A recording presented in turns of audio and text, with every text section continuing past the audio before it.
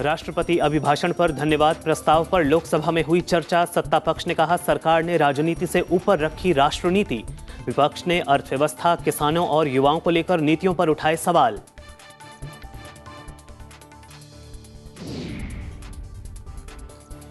राज्यसभा में भी राष्ट्रपति के अभिभाषण पर धन्यवाद प्रस्ताव पर हुई चर्चा। सत्ता पक्ष के सांसदों ने कहा बिना भेदभाव समाज के सभी वर्गों के लिए काम कर रही है सरकार। विपक्ष ने उठाए महंगाई, बेरोजगारी, गरीबी और राज्यों के साथ भेदभाव जैसे मुद्दे।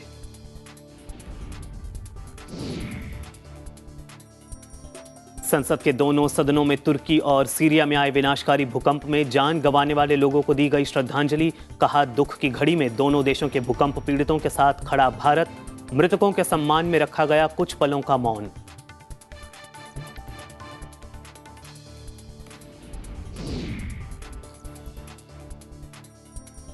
सदन दिन भर में सबसे पहले बात लोकसभा की कार्यवाही से जुड़ी खबरों की।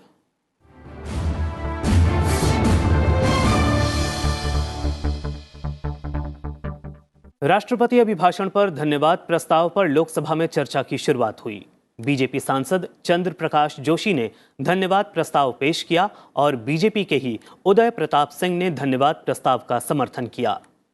बीजेपी सांसद चंद्र प्रकाश जोशी ने कहा कि कांग्रेस की सरकारें 60 वर्षों में जो नहीं कर सकीं, वो प्रधानमंत्री नरेंद्र मोदी के नेतृत्व वाली सरकार ने करके दिखा दिया है। उन्होंने कहा कि कांग्रेस ने सिर्फ गरीबी मिटाने का वादा किया, लेकिन गरीबी मिटाने का काम प्रधानमंत्री नरेंद्र मोदी ने किया है। धन्यवाद प्रस्ताव का समर्थन करते हुए बीजेपी के उदय प्रताप सिंह ने कहा कि आज जब अमेरिका, चीन और यूरोप के अनेक देश धीमी विकास दर से जूझ रहे हैं और जब पूरी दुनिया संकट से गुजर रही है, ऐसी विपरीत परिस्थिति में भारत की अर्थव्यवस्था उन्नति की ओर अग्रसर है और उसे आशा की नजर से देखा जा रहा है। देश में नरेंद्र मोदी जी के नेतृत्व में ये देश उन्नति कर सकता है, प्रगति कर सकता है, भ्रष्टाचार को समाप्त कर सकता है, दुनिया में भारत माता का वैभव बढ़ा सकता है। तो देश के करोड़ों करोड़ लोगों ने एक व्यक्ति के नाम पर, एक विचार के नाम पर, एक लंबे अरसे के बाद पूर्ण बहुमत की सरकार दी। तब देश के प्रधानमंत्री जी ने एक वाक्य कहा, सबका साथ, सबका विकास। जब 2019 में फिर से सरकार बनी, ये राजनीति में विश्वसनीयता बहुत कम देखने को मिलती है, लेकिन लंबे समय के बाद राजनीति में विश्वसनीयता देखने को मिली है। प्रधानमंत्री जी का मंतव्य स्पष्ट है, उनका मन, उनकी नीति, उनकी नियत स्पष्ट है। राष्ट्र सर्वोपरि, देश प्रगति के रास्ते पर बढ़े और दुनिया में हिंदुस्तान गौरव को प्राप्त करे, ये उनका भाव, इस भाव के साथ वो आगे बढ़ रहे हैं। और राष्ट्रपति महोदया ने हमारी सरकार की इसी नीति को आगे बढ़ाते हुए अपने भाषण में स्पष्ट बातों का उल्लेख किया है। मैं श्री सीपी जोशी द्वारा प्रस्तुत राष्ट्रपति जी के अभिभाषण के समर्थन करने से पूर्व मैं कहना चाहता हूं कि हमारे राष्ट्रपति जी की मंशा को पूरा करने के लिए coming together is a beginning, keeping together is progress and working together is success. आज राष्ट्र विपरीत परिस्थितियों में पूरी दुनिया जब नीचे की तरफ जा रही है, हिंदुस्तान आगे बढ़ रहा है। धन्यवाद प्रस्ताव पर चर्चा में भाग लेते हुए कांग्रेस सांसद राहुल गांधी ने कहा कि राष्ट्रपति के अभिभाषण से देश के ज्वलंत मुद्दे पूरी तरह से गायब हैं। डीएम के सांसद कनिमोई करुणानिधि ने सरकार पर आरोप लगाते हुए कहा कि केंद्र सरकार ने राज्यों को पूरी तरह से दरकिनार किया है। महंगाई और किसान, उसमें एमएसपी थी, उसमें बीज की समस्या थी, किसान बिल की समस्या थी। अच्छा, अग्निवीर की भी बात की लोगों ने। आपने अभी बोला कि अग्निवीर देश को फायदा पहुंचाएगा, मगर हिंदुस्तान का युवा जो 4 बजे दौड़ता है, आर्मी में भर्ती होने के लिए दौड़ता है, वो आपकी बात से सहमत नहीं है। This government, this union government under the BJP tries to create a unitary culture promoting oneness. One nation, one ration, one nation, one tax, one nation, one market, one language, one exam, one election, one nation, one religion, one nation, one party. This is where what you're trying to lead to. But you have to understand that that will never happen. Never. This country has seen enough. This country has withstood enough, and our people, the people of this nation, will fight. You continue to undermine the power of the states.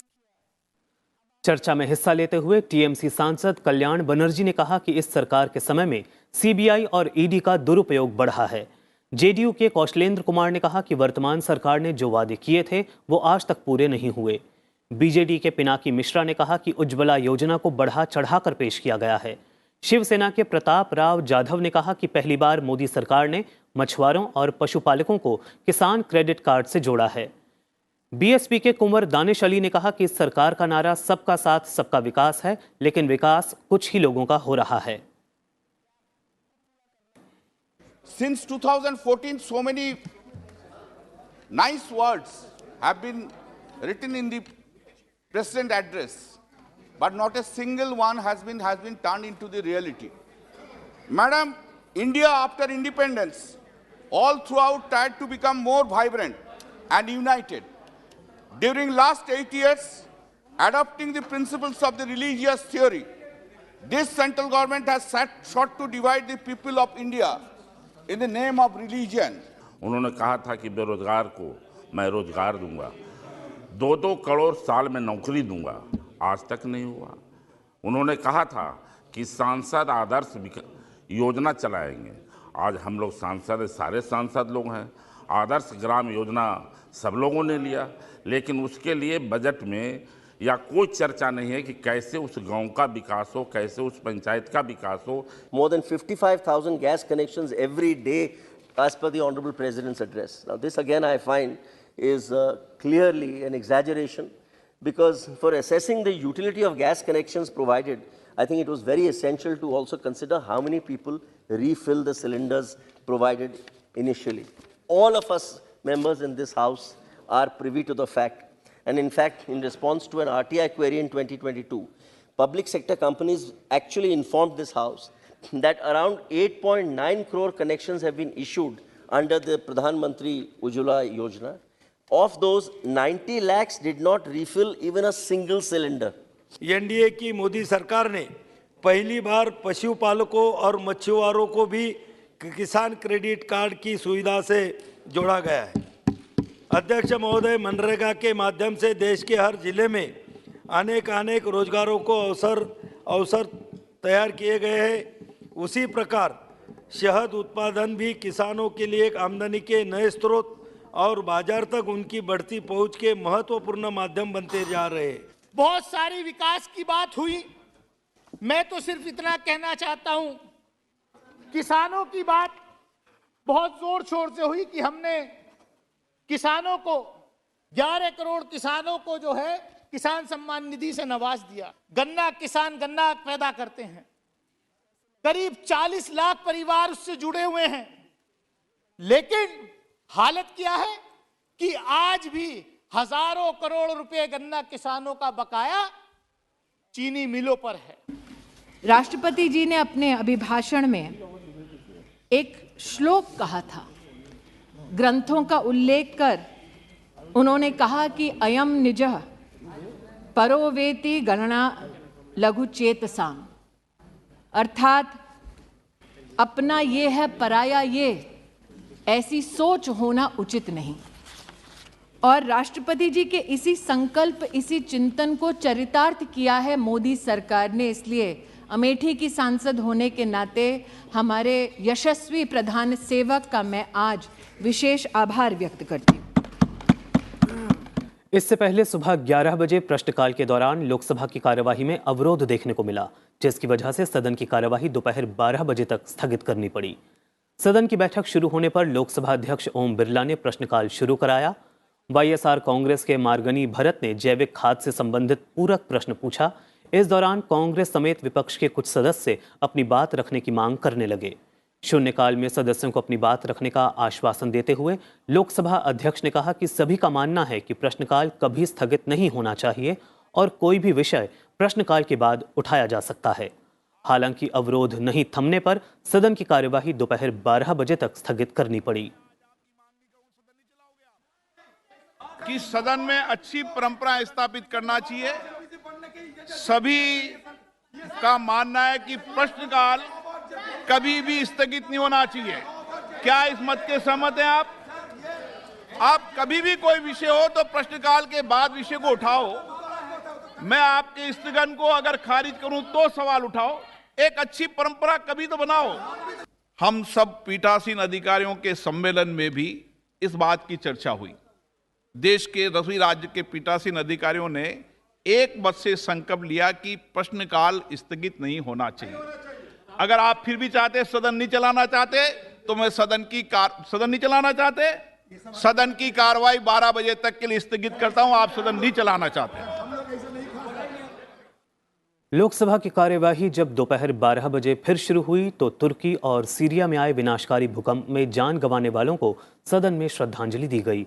Lok Sabha अध्यक्ष ने बताया कि उन्हें कुछ विषयों पर स्थगन प्रस्ताव की सूचनाएं मिली, लेकिन उन्होंने किसी भी सूचना के लिए अनुमति प्रदान नहीं की है।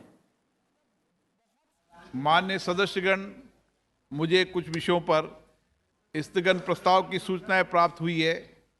मैंने स्थगन प्रस्ताव की किसी सूचना के लिए अनुमति प्रदान नहीं की गई है।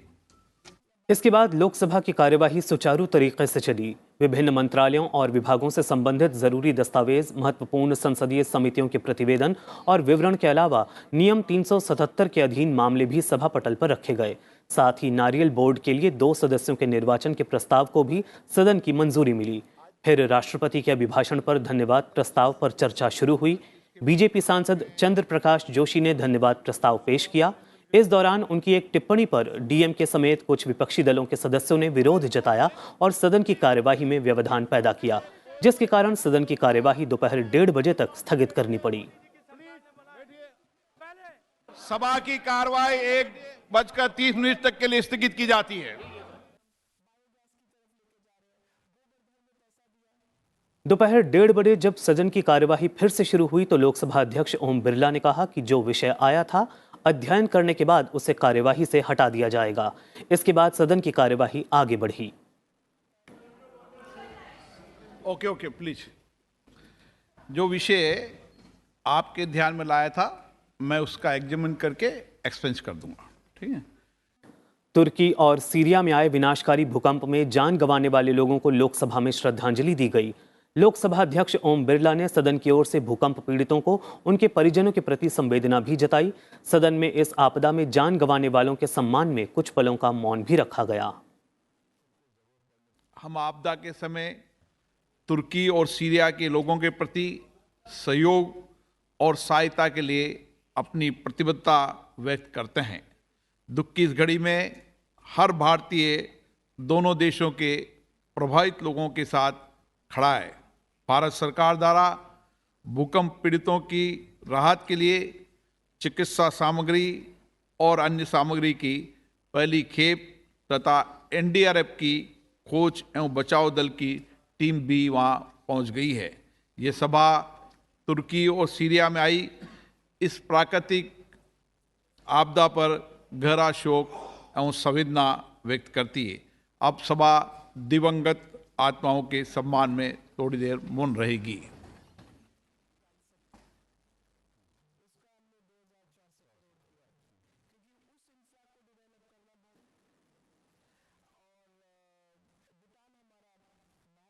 ओम शांति। रुकते हैं एक छोटे से ब्रेक के लिए। ब्रेक के बाद देखिए राज्यसभा की कार्यवाही का ब्यौरा।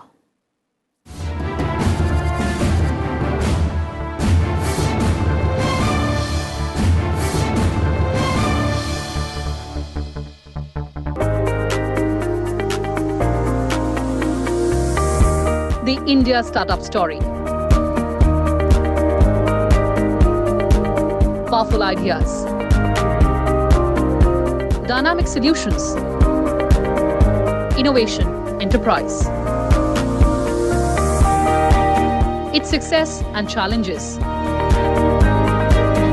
Packed in a brand new show, The Journey of Startups, only on Sunset TV.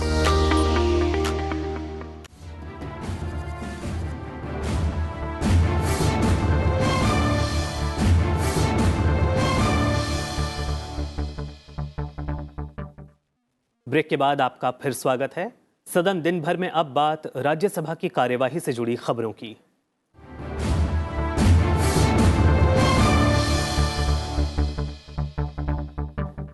राष्ट्रपति अभिभाषण पर धन्यवाद प्रस्ताव पर भोजनावकाश के बाद दोपहर 2 बजे राज्यसभा में चर्चा की शुरुआत हुई। इस दौरान देश के महत्वपूर्ण मुद्दों पर सत्ता पक्ष और विपक्ष के सांसदों के बीच तीखी तकरार देखने को मिली। बीजेपी सांसद डॉक्टर के लक्ष्मण ने राष्ट्रपति अभिभाषण पर धन्यवाद प्रस्ताव पेश करते हुए कहा कि एक समय था जब भारत अपनी समस्याओं के समाधान के लिए दुनिया की तरफ देखता था और आज भारत विश्व की समस्याओं का समाधान करने में लगा है। उन्होंने कहा कि प्रधानमंत्री भावी चुनाव नहीं बल्कि देश की भावी पीढ़ी को ध्यान में रखते हुए निर्णय करते हैं। राष्ट्रपति अभिभाषण पर पेश धन्यवाद प्रस्ताव का समर्थन करते हुए बीजेपी सांसद प्रकाश जावड़ेकर ने कहा कि नरेंद्र मोदी सरकार किसी के साथ अन्याय और भेदभाव नहीं करने के सिद्धांत पर काम करती है। चर्चा में हिस्सा लेते हुए कांग्रेस के दिग्विजय सिंह ने 2047 तक भारत की यात्रा को अमृतकाल कहे जाने को लेकर सवाल उठाए। एक भारत, ऐसा भारत बनाना है आत्मनिर्भर हो, ऐसा भारत जिसमें गरीबी ना हो, जिसका मध्यम वर्ग वैभव से युक्त हो, ऐसा भारत देश की युवा शक्ति और नारी शक्ति समाज और राष्ट्र को दिशा देने के लिए सबसे आगे खड़ी हो, ऐसा भारत जिसकी विविधता और अधिक उज्जवल हो, जिसकी एकता और अधिक अटल हो। एक समय भारत अपनी अधिकांश समय दुनिया की ओर देखती थी समस्या के समाधान के लिए, मगर दुनिया आज भारत की ओर देख रही है कि हर समाधान के लिए हर समस्या उत्पन्न, चाहे वो कोविड-19 हो, आतंकवाद हो या विश्व शांति का वार्ता भी हो। उनका संयुक्त अधिवेशन में जो भाषण हुआ वो जोशपूर्ण था, सारगर्भित था, मुद्दों से लैस था, देश के तरक्की की चर्चा थी, गरीब के उत्थान का मंत्र था। सबका साथ, सबका विकास, सबका विश्वास, सबका प्रयास, इसका अर्थ स्पष्ट करने वाला ये भाषण था। मैं उनके धन्यवाद प्रस्ताव का समर्थन करता हूं। ये कहानी किए हुए काम की है, देश के लिए समर्पण की है, देश का भविष्य उज्जवल करने की है और सबका साथ लेकर आगे चलने की है। 2014 और 2022 के बीच में 66.50 लाख करोड़ का कर्जा माफ हुआ है, लेकिन जो विष भी रहे हैं उनमें से किसानों का कोई कर्जा माफ नहीं हुआ, गरीबों का कर्जा माफ नहीं हुआ, यहां तक कि मुद्रा की अब बात करते हैं, मुद्रा के हितग्राहियों का भी एक पैसा भी कर्जा माफ नहीं हुआ। Sir, I appeal to her, kindly look at this issue of restoring the tribal sub-plan in the interest of the tribals. Ladakh, sir, I demand that there should be a 6th schedule and 5th schedule implementation throughout the country in all scheduled areas. उच्च सदन में धन्यवाद प्रस्ताव पर हुई चर्चा में BJP और कांग्रेस के अलावा डीएमके, बीजेडी और वाईएसआर कांग्रेस समेत विभिन्न दलों के सांसदों ने हिस्सा लिया और अपने विचार रखे। Sir, what has been in this country and what is now in this country is a very big thing to compare. What has been? Diversity and inclusion was. Now, adversity and exclusion. Sir, earlier it was unity. Now it is uniformity. Federalism and secularism are eroded. Free speech is undermined. And sir, dissent is criminalized. माननीय राष्ट्रपति महोदय ने बड़ा सुंदर से बोला है, A major achievement of my government has been the empowerment of women, और नारी शक्ति के बारे में कहा है। बहुत खूबसूरत विषय है, मैं उनका समर्थन करता हूं उसमें। बट मान्यवर, जब नारी शक्ति की बात आती है, कहीं ना कहीं मेरे हृदय में एक सवाल आता है, वुमेन्स रिजर्वेशन बिल आज कहां है?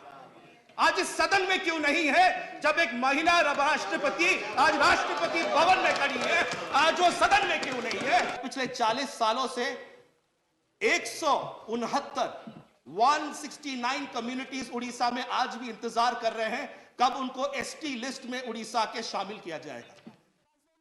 धन्यवाद प्रस्ताव पर चर्चा के दौरान ही वाईएसआर कांग्रेस पार्टी सांसद वी विजयसाई रेड्डी की ओर से की गई एक टिप्पणी पर सभापति जगदीप धनखड़ ने कहा कि विधायिका, न्यायपालिका और कार्यपालिका लोकतंत्र के 3 स्तंभ हैं और मिलकर काम करते हैं।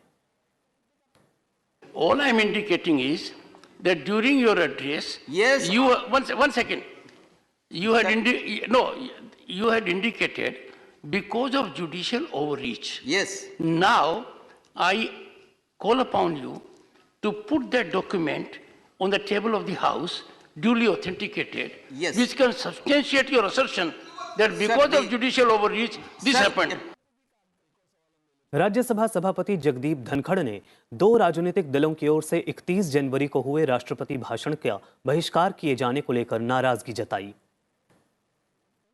I share the anguish of many in the country that we created a history of sorts. There have been walkouts. There have been something in the House when the Honorable President addressed the joint session of Parliament. But it was for the first time in our country that political parties proclaimed boycott. And around the time the Honorable President was addressing, orchestrated campaign was going on. Let us have respect for the highest constitutional office in every sense of the term. मित्र देश के एक सार्वजनिक प्रसारक द्वारा बनाई गई documentary पर TMC सांसद डेरेक ओ ब्रायन के सेंसरशिप के आरोपों पर सभापति जगदीप धनखड़ ने कहा कि उस डॉक्यूमेंट्री को उस मित्र देश के प्रधानमंत्री से भी समर्थन नहीं मिला। The friendly country broadcaster, Derek, the friendly country broadcaster you referred to could not find support from the Prime Minister of that friendly country. भोजनावकाश से पहले राज्यसभा की कार्यवाही में अवरोध देखने को मिला और सदन की कार्यवाही पहले दोपहर 12 बजे तक और फिर दोपहर 2 बजे तक के लिए स्थगित करनी पड़ी। विपक्षी सदस्यों के अवरोध के चलते उच्च सदन में शून्यकाल और प्रश्नकाल मंगलवार को भी नहीं चल पाया। सुबह 11 बजे जब उच्च सदन की कार्यवाही शुरू हुई तो विभिन्न मंत्रालयों और विभागों से संबंधित जरूरी दस्तावेज सभा पटल पर रखे जाने के बाद तुर्की और सीरिया में आए विनाशकारी भूकंप में जान गंवाने वाले लोगों को श्रद्धांजलि दी गई। फिर सभापति जगदीप धनखड़ ने बताया कि उन्हें कांग्रेस, सीपीएम, आम आदमी पार्टी और टीआरएस सांसदों की ओर से नियम 267 के तहत 13 नोटिस मिले हैं। इनमें प्रश्नकाल, शून्यकाल और सूचीबद्ध कामकाज स्थगित करने की मांग की गई है। सभापति ने कहा कि पूर्व में दी गई व्यवस्थाओं के अनुरूप नहीं होने की वजह से उन्होंने ये नोटिस स्वीकार नहीं किए हैं। I have received 13 notices under Rule 267 from Indian National Congress, CPIM, Aam Aadmi Party, Telangana Rashtra Samiti and CPI. Honorable members have sought suspension of 0 hour, question hour and other listed business for the day. The notices are replication of the earlier notices on which I have on more than one occasion given my ruling. The notices not being in order, not in conformity. सभापति के ऐसा कहते ही विपक्षी दलों के सदस्यों ने अवरोध शुरू कर दिया। सभापति ने अवरोध कर रहे सदस्यों को बार-बार समझाने की कोशिश की। उन्होंने ये भी बताया कि बीते 3 बैठकों के दौरान सदन का कितना समय अवरोध की भेंट चढ़ा। हालांकि सभापति की अपील के बावजूद अवरोध जारी रहा और सदन की कार्यवाही दोपहर 12 बजे तक स्थगित करनी पड़ी। What I have seen is that immediately we take recourse to disregarding the rules. The House is required under the constitutional rules to function for deliberation. Every time rising is not a parliamentary practice. For last 3 sittings, we had at our disposal 17 hours and 30 minutes. We have transacted business only for 35 minutes, 3.3%. it is time for us to reflect. People are watching us. And every time to say the same thing repeatedly is not good. It is our duty. 1 second. I would expect members to take your seat. I will continue with the listed business. House stands adjourned to meet at 12 noon today. दोपहर 12 बजे उच्च सदन की बैठक शुरू होने पर भी सदन में गतिरोध जारी रहा और कुछ विपक्षी सदस्य आसन के नजदीक आ गए। अवरोध के बीच ही सभापति जगदीप धनखड़ ने प्रश्नकाल चलाने का प्रयास किया, लेकिन सदन में व्यवस्था नहीं बनते देख उन्होंने सदन की कार्यवाही दोपहर 2 बजे तक स्थगित कर दी। 2 बार के स्थगन के बाद जब सदन की कार्यवाही दोपहर 2 बजे शुरू हुई तो सभापति जगदीप धनखड़ ने राष्ट्रपति के अभिभाषण पर धन्यवाद प्रस्ताव पर चर्चा शुरू कराई। इस बीच आम आदमी पार्टी के सांसदों ने सदन की कार्यवाही से वॉकआउट किया। तुर्की और सीरिया में आए विनाशकारी भूकंप में जान गंवाने वाले लोगों को राज्यसभा में श्रद्धांजलि दी गई। सभापति जगदीप धनखड़ ने भूकंप पीड़ितों और उनके परिजनों के प्रति संवेदना भी जताई। साथ ही सदन में इस आपदा में जान गंवाने वालों के सम्मान में कुछ पलों का मौन भी रखा गया। Governments around the world are pledging assistance, deploying search teams, medical squads and equipment and offering aid. Our country has promptly on its part sent assistance and NDRF search and rescue teams, especially trained dogs, medical supplies and other equipments to assist the authorities in those countries. At this hour of pain and grief, we extend our solidarity with the governments and people of Turkey and Syria and family members of the victims affected by the catastrophe, and also hope and pray that the survivors trapped in the rubble are rescued as early as possible and all assistance is given to the injured. I request members to rise in their places and observe silence as a mark of respect to the memory of those who lost their lives in this tragic incident.